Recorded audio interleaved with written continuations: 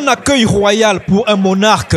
Yaoundé a vibré au rythme du tout nouveau Lamido de Garoua, élu le 10 mai dernier comme 15e chef traditionnel de premier degré du Lamida de Garoua. Il fallait que cette sortie soit réservée à la capitale, siège des institutions, pour affirmer notre soutien et notre solidarité vis-à-vis des institutions de la République et de celui qui les incarne.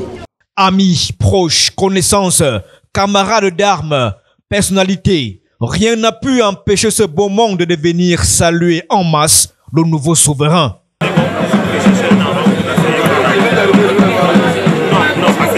الحمد لا إله إلا أنت المنان البديع السماوات والأرض يا ذا الجلال والإكرام يا حي. Nous implorons le Seigneur Dieu de l'univers, qui est le Père de tous les croyants, pour accompagner dans ses fonctions de Lamido de Garoua, notre fils Ibrahim. Vive le Lamido, proclamait la foule en l'honneur du dignitaire dont le portrait était brandi dans les airs, symbole des faits d'armes de cet officier de l'armée de terre, chef d'antenne de la sécurité militaire dans la région du centre, qui prend les rênes d'une des monarchies les plus riches et secrètes du Cameroun. Sa Majesté Ibrahim El Rachidine, Sa Majesté Lamido de Garoua, saisit donc cette occasion pour lancer un message de paix à tous les ressortissants de Garoua vivant dans la capitale Yaoundé. Ce message, c'est un message de vivre ensemble.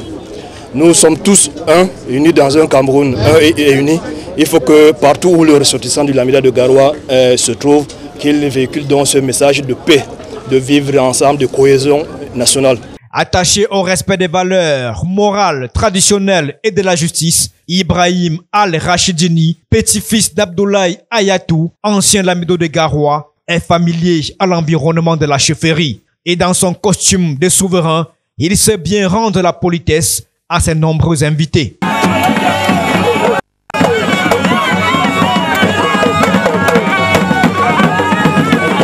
Un certain mercredi sous le ciel de Yaoundé, au crépuscule d'une journée historique pour l'avènement d'un règne monarchique inédit dans l'histoire d'une chefferie traditionnelle musulmane, Peul.